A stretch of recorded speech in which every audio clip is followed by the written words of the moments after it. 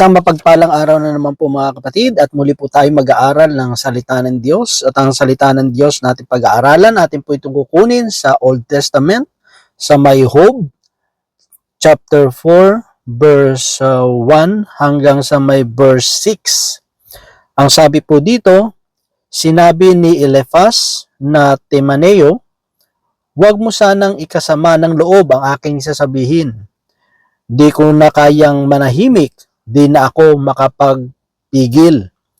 Marami na ring tao ang iyong naturuan at may hinang kamay ay iyong tulungan. Salita mo'y nagpapalakas sa nanlulupaypay, sa mahinay pagod, pangaral mo'y umaalalay. Ngayong ikaw na ang dumaranas ng matinding kahirapan, nawawalan ka ng pag-asa at parang nais mong mabuwal. Di ba't may takot ka sa Diyos at masunurin ka sa Kanya? Kaya dapat magtiwala ka at magkaroon ng pag-asa. Mga kapatid, mga magulang, mga kaibigan, ito po ang salita ng Diyos. Ang papuri, ang pagsamba ay para lamang sa Kanya. Praise God. So napakaganda po ng ating binasa bago lamang.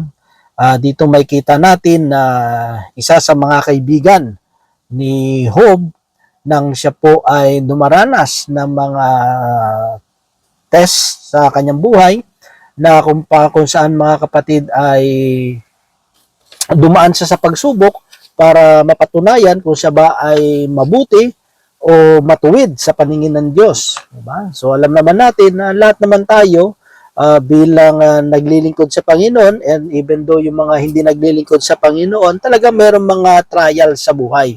May mga testing, yung mga pinagdaraanan din nila na pagdadaanan natin, no? Kung sila may problema, tayo rin na nagkakaproblema. Pero siyempre, yung pagkakaiba lang, meron tayong Diyos na pinaniniwalaan, meron tayong Diyos na sinasandalan, at meron mga pangako ang Diyos na ating pinangahawakan.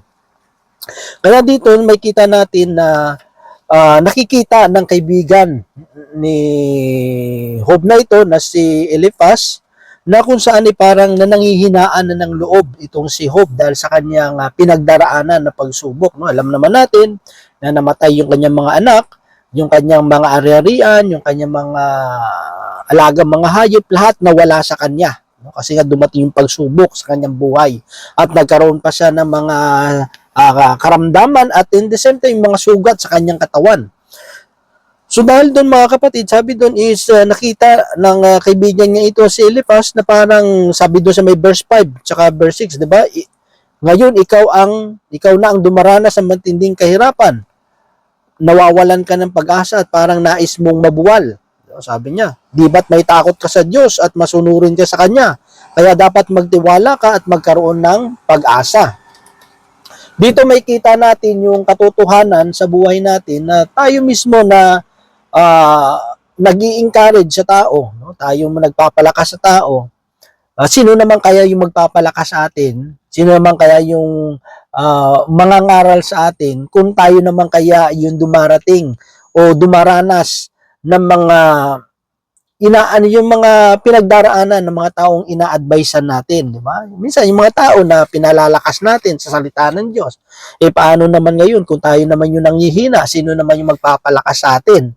Kasi minsan ganun talaga yung buhay, no? Bilang tayo ay sa atin, lalo mga nangangaral, na minsan yung mga ipinapahayag natin, tayo mismo mararanasan natin yan. No? Tayo mga naglilingkod sa Panginoon, kung paano tayo bibigay kalakasan sa iba na nanululupaypay, doon sa mga nawawalan ng pag-asa, binibigyan natin sila ng pag-asa, doon sa mga may mga problema na tinutulungan natin, darating ang time na tayo rin ay darating doon sa sitwasyon nila. Pero ang tanong ba, yung mga in-advise ba natin sa kanila, gagawin natin o hindi? Diba? Kaya sabi nga ng yung nabasa kong isang quote, sabi niya, tanggapin mo, no? Tanggapin mo itong advice ko sa iyo. No? Sabi naman isa, bakit ko tatanggapin yung advice mo? Kasi hindi ko nagagamit. Kasi hindi ko nagagamit, kaya take my advice, no? So minsan kasi tayo kaya ba nating tayuan yung mga bagay na ina-advise natin, yung mga bagay na ipinangangaral natin? Kasi sabi nga dito, maganda naman yung approach ng kaibigan ni ni Job eh. No? Sabi niya, wag ka sasama yung loob mo sa akin sasabihin. Ganoon naman talaga yung kaibigan eh. Diba? Siyempre, sabi niya nga dito, hindi niya na matiis na manahimik at hindi na ako makapagpigil. No? Talagang nakita niya na yung sitwasyon ni Job eh. Kaya hindi niya na kayang magpigil pa. No? Kailangan niya nang sabihin ito kay Job para paalalahanan siya, para palakasin din siya yung kanyang loob. No? Ito maganda sa mga tunay na mga kaibigan, di ba? Hindi nila hinahayaan na yung kanilang kaibigan ay malubog doon sa pagkalugmok o mawalan ng pag-asa. Kaya nga ni-remind siya no? Ni-remind niya dito, sabi niya, marami na ring tao ang iyong naturuan at may hinang kamay na iyong natulungan. No? Sabi niya, may mga tao na tinuruan mo, no? Binigyan mo ng advice, pinalakas mo, diba? Ini-encourage mo. Tapos yung mga taong ngayon na tinutulungan mo, dati na nangihina sila, di ba? Na yung mga taong yung tinulungan mo, maybe ngayon hindi ka tinutulungan kaya nga nangihina rin yung loob ni Job, di ba? Sabi doon, salita mo'y nagpapalakas sa mga nanlulupaypay, sa mahina't pagod, pangaral mo'y umaalalay. Diba? So pinapaalala niya doon kay Job. Tingnan mo yung mga taong pinalakas mo nang sila ay nanlulupaypay. Tingnan mo yung mga taong pagod na, nanghihina na, pero dahil sa pangangaral mo, dahil sa mga inspirasyon, dahil sa pag-i-encourage mo sa kanila, sila ay lumalakas. Di ba? Inaalalayan mo sila. Pero sabi niya, ngayon, ikaw na ang dumaranas ng matinding kahirapan. Nawawalan ka ng pag-asa at parang nais mong mabuwal. Diba? So ngayon naman, yung mga tinuturuan, yung mga itinuro mo dati, yung mga in-advise mo, sabi niya, it's about time naman yung mga in-advise mo at pinangaral mo, i-apply mo sa buhay mo. Parang ganun eh. Diba? Sabi, di ba't may takot ka sa Diyos at masunurin ka sa Kanya? So, ibinalik sa Kanya ng kaibigan niya, di ba may takot ka sa Diyos? Di ba masunurin ka sa Diyos? Kaya dapat kang magtiwala at magkaroon ng pag-asa. So, pinalalakas siya. Sa Kanya, parang muli in-inspired siya ng kaibigan niyang ito. No? Kaya nga napakalaga talaga na sa paglilingkod, meron kang yung mga magsusupport sa iyo no? Lalo sa spiritual, no?